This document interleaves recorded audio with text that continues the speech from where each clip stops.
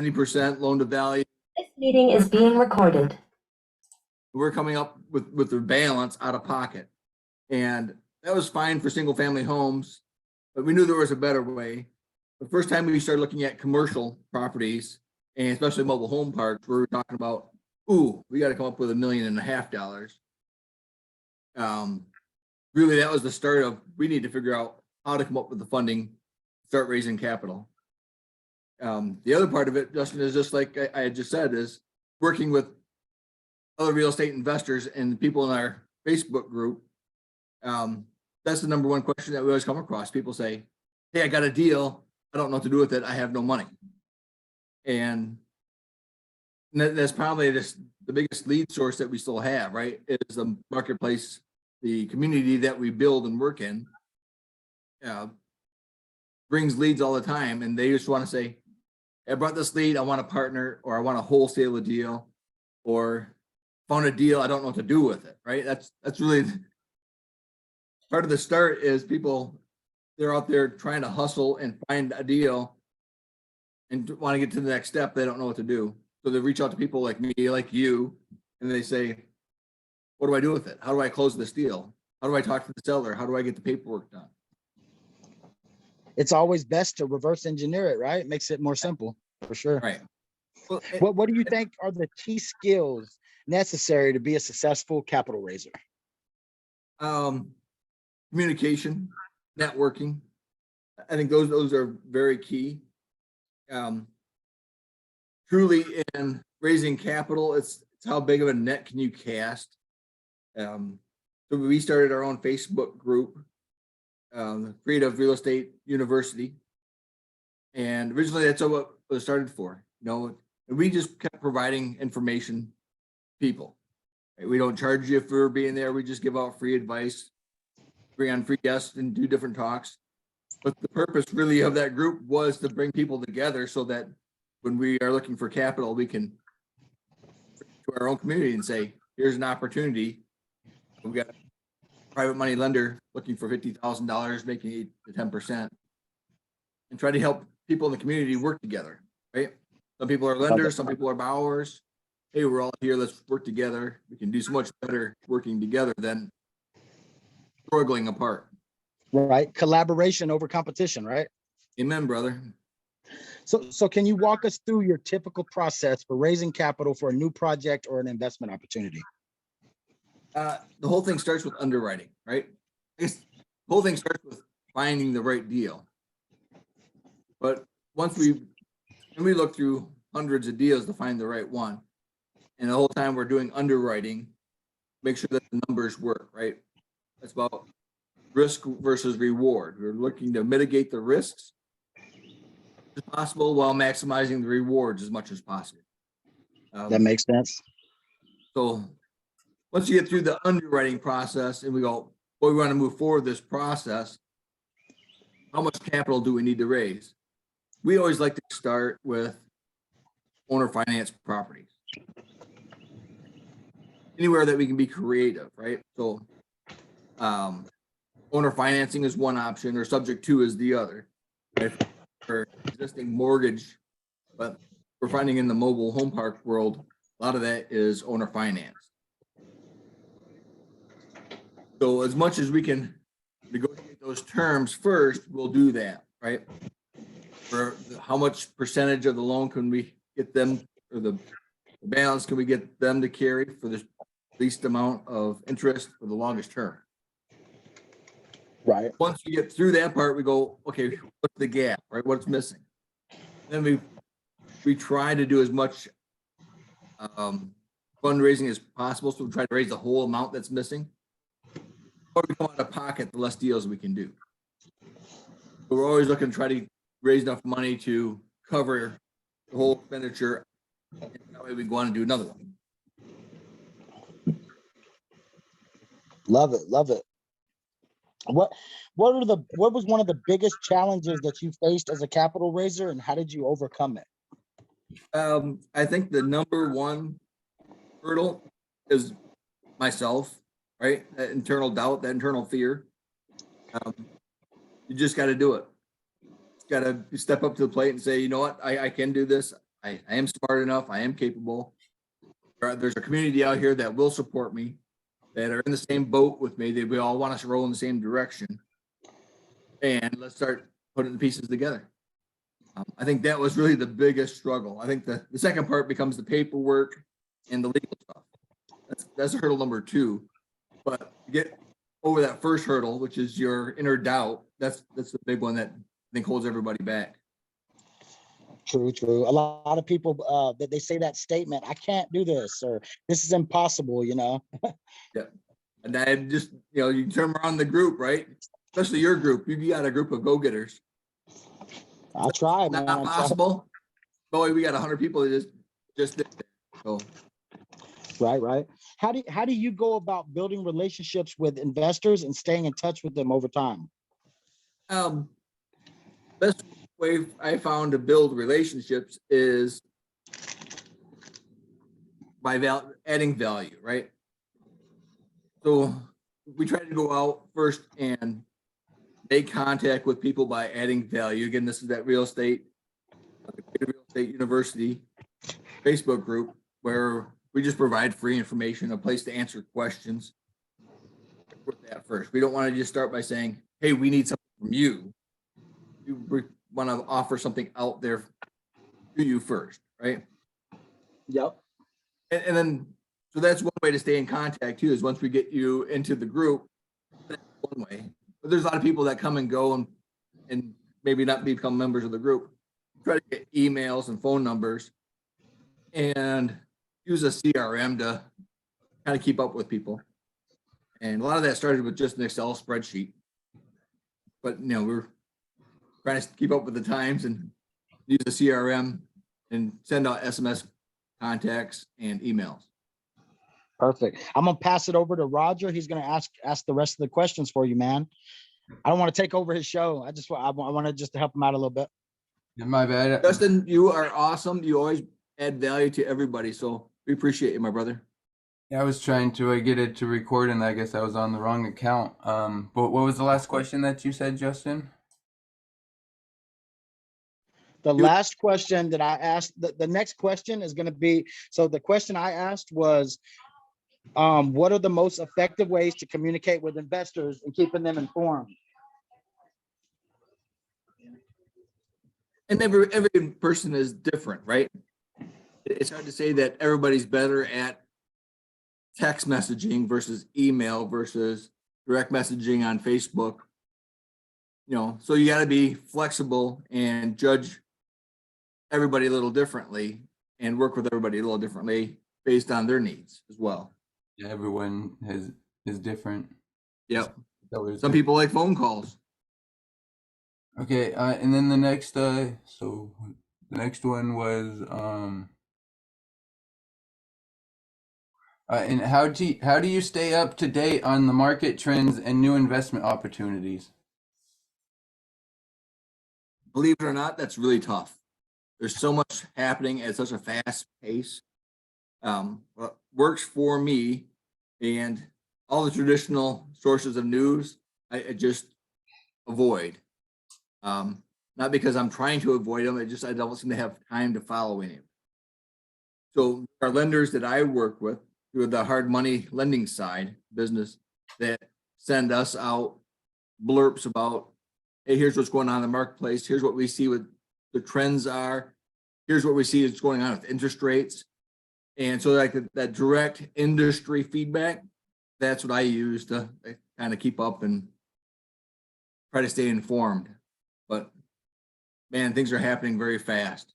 And what's happening in Texas might be different. What's happening in Arizona market is very different from Illinois market, right?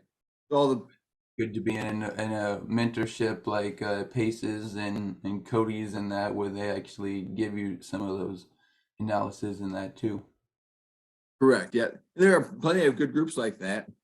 Some of them are like drinking from a fire hydrant, right? You just get inundated with information. So be flexible with where you get your information. Get it from a trusted source. And can you tell us about a particular successful capital raising campaign that you've been part of? I've been part of a couple of them. So the first time we raised funds for a mobile home park, we were really nervous. We're like, boy, this seems like a big hurdle. We were trying to raise $300,000. Yeah. I think it took us 10 days. And that was just like, once we went through it and we started getting people saying, I'm in, it was just like, wow, we can do this. Let's do it. So, as I was telling Justin earlier, and I don't know if you heard it, sometimes that the biggest hurdle is that self-doubt that you have, right? The unknown. I've never done this before. I don't know how to do it. I don't think it can be done. You just got to apply yourself and try it. It's the number one hurdle I see keeps everybody back. And sometimes, again, working in groups like what you have here, Roger, what Justin has, work with other like-minded people that say, you know what, you can do this. I'll help you out, or I'll show you how, or come along with me and I'll show you, come see what we're doing. The campfire effect where you get in. There's plenty of go-givers in this community, people that are out there doing it and just love to share and want to help others. Yep. And how do you balance the needs and interest of investors with those of the project or investment itself? And that's always the give and take, right? There's always that balance. Not every investor's need is the same. Some people are highly focused on one aspect versus another. So you just got to build that personal relationship and understand them and adapt accordingly. Yeah.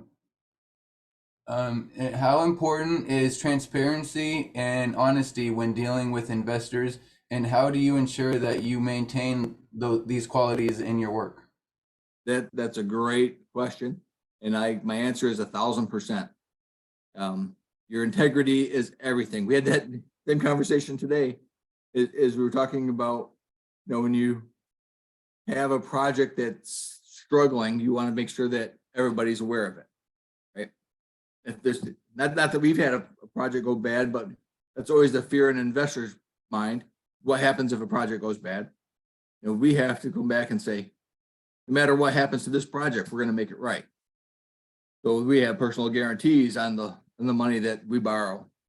And some of our investors are equity partners, so they have skin in the game. You have to be upfront, honest. The bad news comes in. It's like the one thing you tell everybody this. That's when you pick up the phone and you got to tell everybody. Yeah. Everyone involved is key. And then what advice would you give to someone who is just starting out as a capital raiser? You're just starting out, stay educated, right? Work with other people. That's the easiest way to get started. There's plenty of people, and then just watch out where you're working, who you're working with, so you're the rules and regs where you're at. Right. And then how do you approach risk management in your work as a capital raiser? Due diligence. Yeah, go ahead. Going through all the numbers and then verifying everything that you're told, because most of it's wrong or incomplete. And then double checking again. And like right now we have boots on the ground. Not all of our properties that we purchase are in one area, right? We buy all over the US, but we have to go and verify. We have to verify that leases are right, the bank accounts are right. It's sometimes playing detective, but you have to do it. It takes up a lot of time every acquisition, but you have to do it.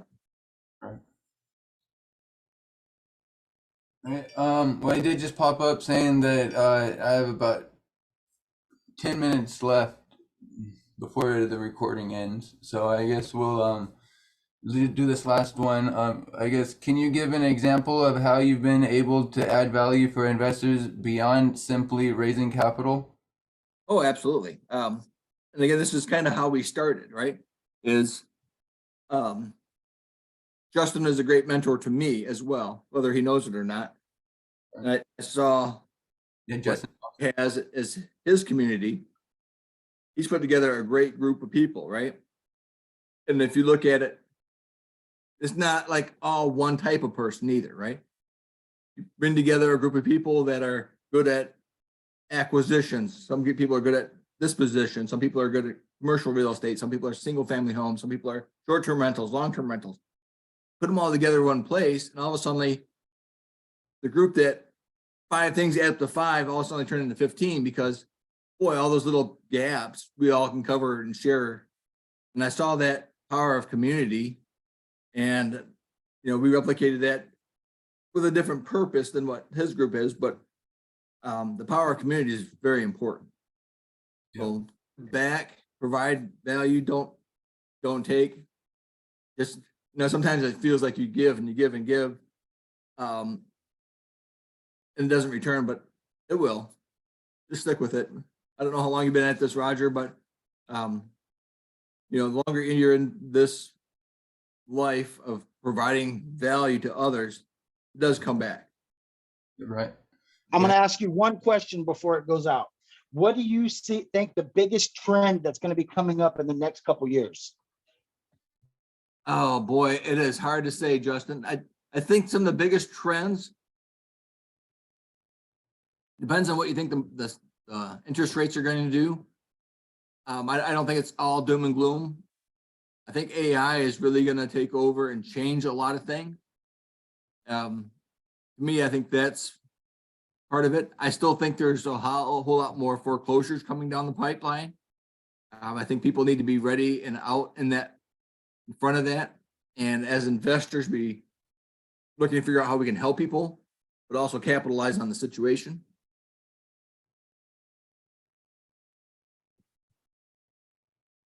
I think that's the biggest thing going on, Justin. And I think Justin's going to take over the world. Yeah, there's still 6 minutes, so I didn't know it was gonna. Oh, you're good. You're Roger, good. where are you at? I'm out here in Vegas. I was just been out there partnering with a few people out there wholesaling last year in Georgia. Did about 10, 15 wholesale deals with my partner Ben Diaz. Now we're just we're partnered with Ben Lobo with the Investor Syndicate, helping him build his community in that right now. Just trying to get things going in that, and of course been working with Justin, seeing we had just called some agents earlier today just before I remembered I had a podcast to get on, but the original guy he didn't show up, so Justin brought you on. So Yeah, it was perfect timing. I just got hung up the phone with one person, and we got a little bit of time for my next call, and Justin hit my phone. I'm like, okay. Yeah, I'm trying to get my podcast set up in that. This will be like one of my first was gonna be one of my first scheduled episodes. So I'll post this one on and that and share it with Justin and that too, so we get some content and that going. Hey, y'all got to see these dogs. I know this is so random, but y'all got to see this. Look, I'm sharing my screen. Check this out. Look who just came up. Where those guys come from? It's down the street. Look at all these dang dogs, man. Little babies. Oh man. There's some other ones that went over here, but yeah, it's crazy. And on Justin's comment too, I think another trend that's going to happen is I think short-term rentals are going to continue to get heavily regulated in certain markets, and you've seen that in Las Vegas. So somewhere there's got to be a give and some pushback, and allow the investing market to flex and still grow in that direct market. Right. What markets are you in, Shane? You're out there in Cali, right? No, I'm in Michigan currently. I just moved out of Texas just before Christmas, and now I'm back up here in Michigan. But we buy all over. We're buying in Oklahoma, Arizona, Texas, Florida, Tennessee, and Michigan, Ohio. Awesome. Looked at some properties in Indiana, but we didn't buy yet. So we're open. All right. Hey, I appreciate you coming on last minute, my brother. Hey, you know what? Anything for you, Justin? You have a good You got day, my man. direct and- dial. I owe you so much. Man, we're gonna kill it, bro. We're gonna all just crush it this year. This year is gonna be amazing. There's a lot going on. Thanks to you, I have Marvelous Mary coming on and doing my show this Thursday. Hey, I seen you interviewed Fetch It also. Yes, I love it. Tony, he was awesome. He's a high energy guy, great software. He's cool. Dude, you need to get David Richer. That's the one I got coming this Thursday. He's the author of Profit First in Real Estate Investing. Yeah, okay. Thursday's so hard for me to catch your show because I'm right behind you. But I'll try to make your show this Thursday. All right, man. And y'all have a good one. I'm gonna log out and eat some food, y'all. Yeah, and anybody looking for real estate advice, Justin is the guy to get a hold of. He is up at like 4 o'clock in the morning and he usually does Zooms and calls to about 2 a.m. So I don't know how he does it, but he is amazing. I'm a human AI monster. Just kidding. All right. Well, I appreciate the time. Yeah, same here. All right, Shane. Yep, you guys have a great day. All right, Justin.